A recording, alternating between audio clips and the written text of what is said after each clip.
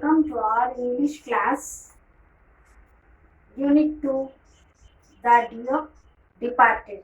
And see children, The Dear Departed 1, we already started earlier. And let us continue the remaining part of it. That is Grandpa's clock. Be quiet, it is ours now.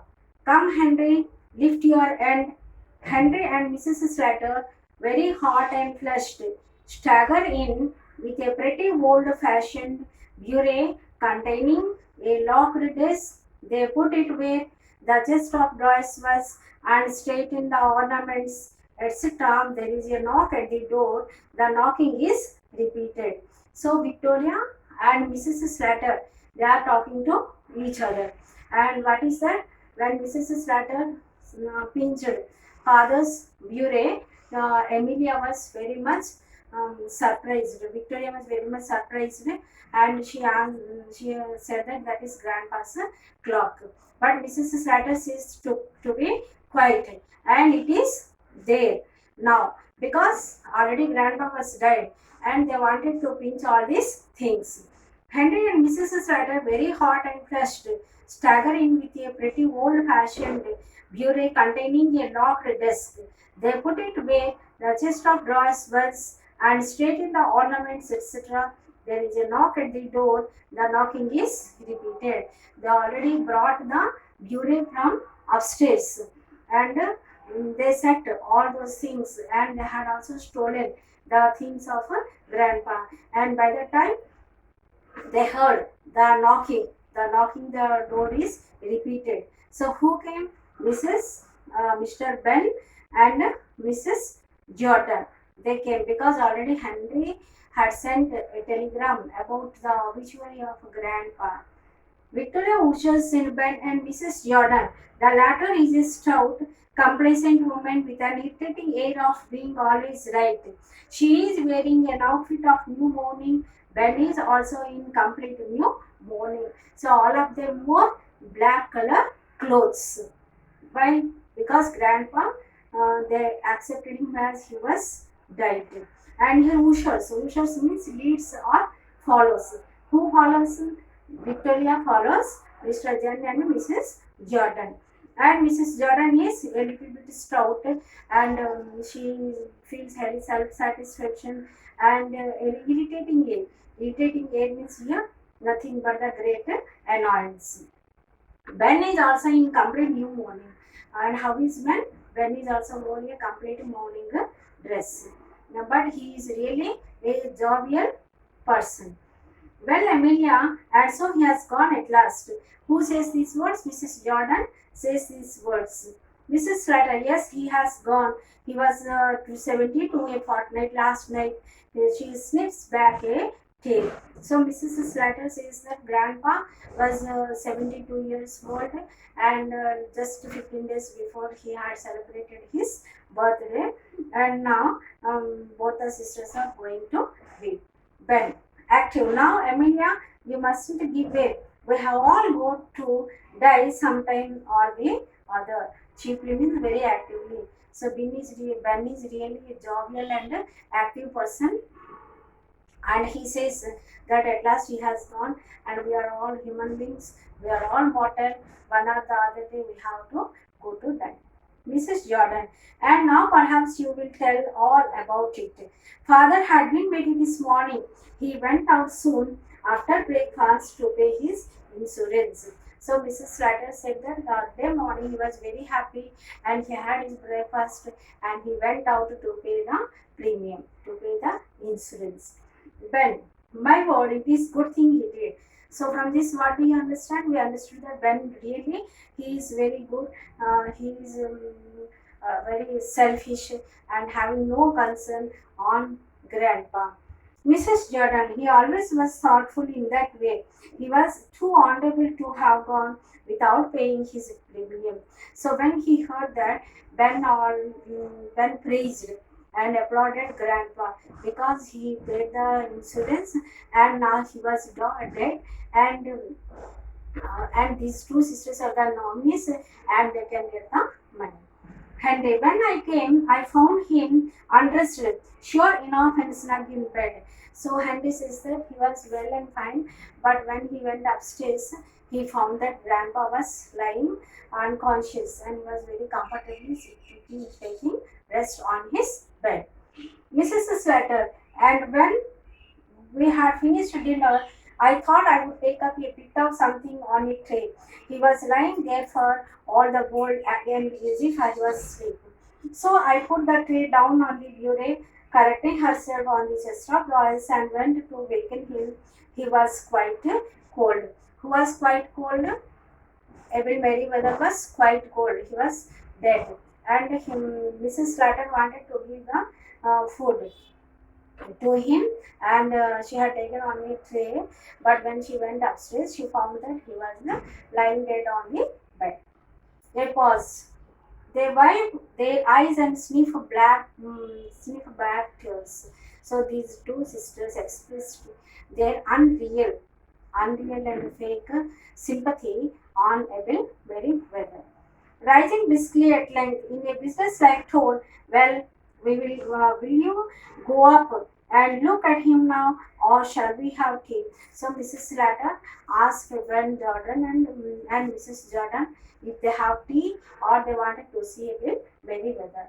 But what did they say? They said that first of all they wanted to have the tea because they were very tired, and they came from very far, and moreover they had no affection on the grandpa. What do you say, Ben? I am not particular.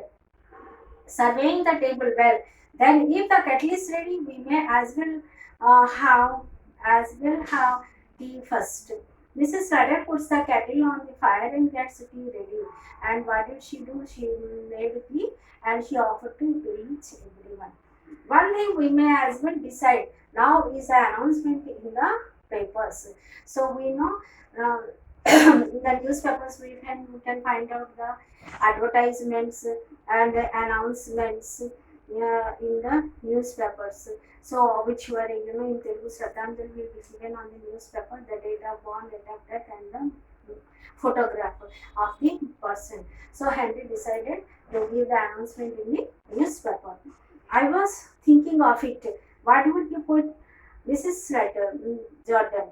Well, we will think about it after tea, and then we will look through his bits of things and make a list of them. There is all the furniture in his room. So first of all, they decided to take the tea, and then what did they do? They wanted to separate or to make a list of things that Grandpa has. Mrs. Jordan accepted his gold watch. He promised that to our Jimmy. So what are the things of the Grandpa?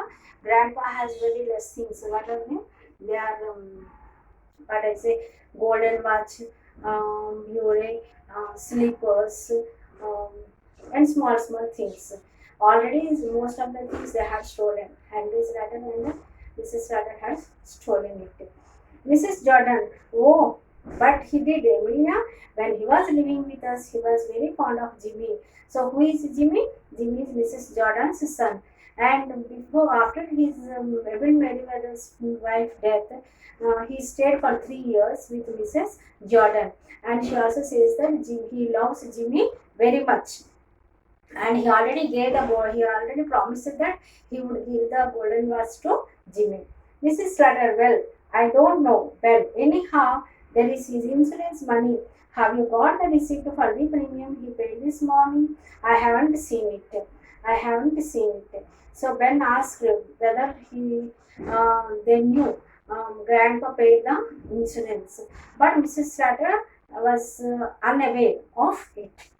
Victoria jumps up from the sofa and comes behind the table. Dear mother, I don't think Grandpa went to pay his insurance this morning. He went out. So here she is very observant. Victoria is really very observant. And she observed that Grandpa did not pay the insurance he did not at all go to the town. Yes, but he didn't go into the town. He met old Mr. Tattersall down the street and they went off past St. Philip's Church. So Victoria says that he did not go to town, and instead of going to town, he went to meet his friend Mr. Tattersall and then he went to the St. Philip's Church. Do you think hasn't painted? Was it overdue? I should think it was overdue. Overdue means that duration of the time which we have to pay the money is completely lapsed. It will become expired. So they think that the time was already over and he did not pay the money. Mrs. Jordan, something tells me he hasn't paid it. The drunken old beggar. So listening this, Ben Jordan abused him, abused Abel Merriweather as um, old drunken beggar. He has done it on purpose, just to annoy us. Annoy us means to score, to irritate. So Mrs. Jordan said that perhaps he had already paid and he wants to make us irritate. After all I have done for him, having to put up with him in the house these 3 years, it is nothing short of swindling. Swindling means deceiving or cheating. Already Mrs. Abel Merriweather lived with Mrs. Slater for 3 years, and but he did not do anything for her, and moreover he cheated him. Mrs. Jordan, I had to put up with him for 5 years. So with Mrs. Slater, he stayed 3 years, whereas Mrs. Jordan, he stayed for 5 years. And you were trying to turn him over to us all the time. But we don't know for certain that he has not paid the premium. So this is the discussion about the money. From this we can understand that they are completely money minded.